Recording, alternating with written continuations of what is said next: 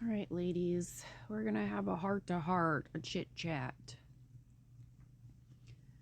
This is so important, and I'm holding a big ol' fat mirror in front of me right now. I've lived this, I'm living this, I've experienced this, I'm experiencing this, and then now that I'm here and I've worked with other women, I see family, I see friends, I see how, as a collective, women in our society culture, the programming, the shit that's thrown in our faces. Like, Jessica, what are you talking about? We're talking about food, nutrition. Now, before I start this, I do want to be mindful of my language and make note. I want to be sensitive to people that have eating disorders. That is a real thing. I have also have experience in that. So I do want to bring awareness around that because the language that I'm using, I could see that it could be taken the wrong way. And well, my people pleasing and takes over. Now I'm over explaining. But I just wanted to put that out there because I do think it's important how I'm saying this because I don't want it to get twisted. What I'm saying is for a group of people. If you're struggling with eating disorders, I'm not talking to you. Let's just be clear. And I say that kindly. So, circling back around, ladies, you cannot starve yourself healthy. I'm going to say that again. You cannot starve yourself healthy. You cannot starve yourself skinny. That is the comment that I was referring to.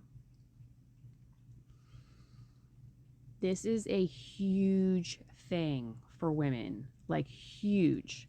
We as women, because of how we were raised and brought up, and what you see, science, wellness, you know, if I need to lose weight, we're talking about women specifically who have a weight loss goal. They want to shift how their body looks. And so we think about deficits, which makes sense. You want to be in a calorie deficit to be able to lose weight, right? That is 100% true. But for a lot of women, okay, that translates into malnourishment. In you can be in a calorie deficit and still be eating. It has blown my mind how, and I'm speaking for myself now that I've had years of this and I've tracked macros. I've done this on and off roller coaster. I know. You tend to think that what you're eating is enough calories, but it's not. It is not. Most women are already not meeting. They're not even meeting the deficit number. And so in your head, you think, oh, yes, if I starve myself, then the weight will shed, the weight will come off. If I just keep like my calorie intake this low, eventually the fat will go away, right? Because you're like, oh, I'm just kind of going to starve and my body's going to eat away at the fat because we know to some degree that is how it works. Backtrack. If your body does not feel safe, if it does not feel safe, if for a significant amount of time, and by that I mean a month, a year, years, your whole life, you have restricted, and it might not seem that way to you and you've not done that on purpose your whole life, but if you've gone a significant amount of time taking in this low amount of calories, your body is going to go, I know that she or he is only going to give me 500, 800 calories a day. That is bare minimum. That puts you on empty. That gets you to a quarter of a tank. Your body holds on to every single thing you put into it because it does not feel safe enough that you are going to feed it the right calories, the right nutrients. That is a better word. We are looking for nutrients, the right nutrients to be able to function properly. You're not giving it that. So even when you're eating those like 500 calories, your body is holding on to every single calorie. It does not know the next time that you are going to give it the proper amount of nutrition, and it is never going to release that. It does not matter if you are overweight. That's the other deception. You have women that are holding on to this, and they're like, how can I still be holding on to weight when I'm like not eating? And it's like, that's why, because your body's going, oh man, she's starving me. I don't know when the next time I'm going to eat is, so I got to hold on to all of this. Got to hold on to it. Got to hold on to it. And you don't ever lose the weight. You have to eat. You have to eat. The other part of this is that if you're so used to it, I have a lot of kickback. I'm not hungry. Like, I'll eat this breakfast and I'm not hungry. Like, I feel like I'm forcing myself to eat. Yes, because your body has adjusted to what you've given it. It thinks, okay, like 1,000 calories is the top of the food chain today. And you might be a yo-yoer where one day you might have 500 calories. The next day you might have 3,000 calories. The next day you might have 800 calories. The next day you might have 1,500 calories. Your body takes that. It's data. Dun, dun, dun, dun, dun. It takes that and it's going, okay, this is not consistent. I don't know when I'll actually get that consistency of, I know I'll get these nutrients constant. So it just holds on to it. It holds on to it because we're not consistent like that. So the point of this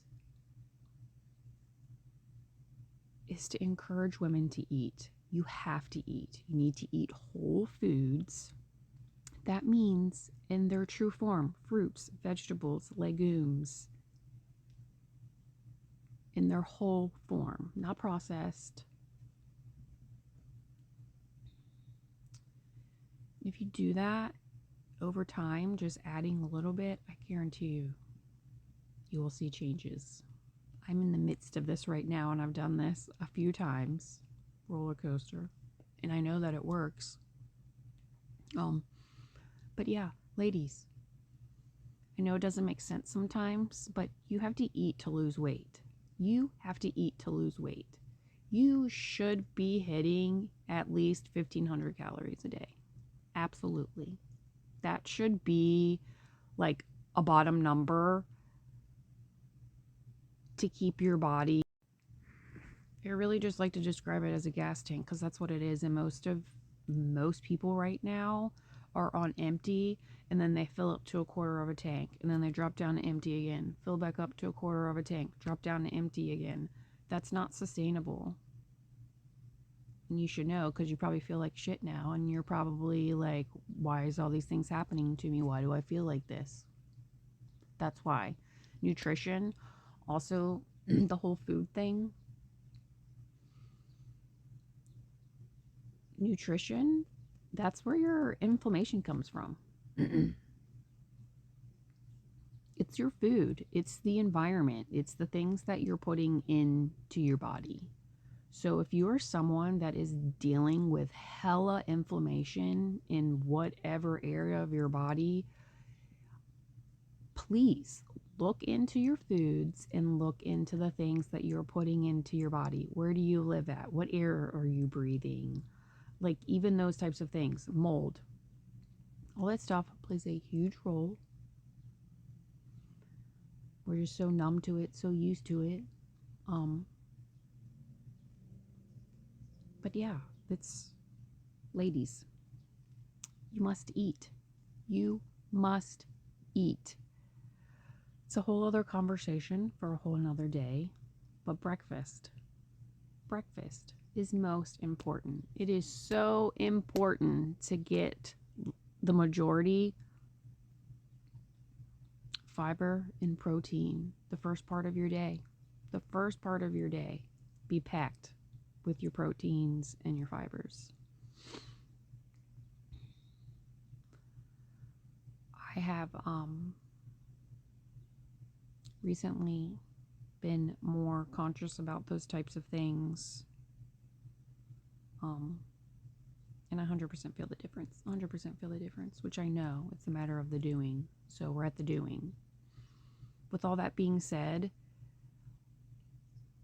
if you need help, if you want help with food, please reach out. Reach out. I offer that. We can sit down in person. We can sit down over the phone, have an hour conversation. I can help you with those types of things. These aren't quick fixes either. Like, this isn't let me do this and then in like a week my life is better. These are lifestyle changes that you have to continue to do. Like, it's a forever thing. It's a forever thing. So, ladies, eat. Eat, eat, eat.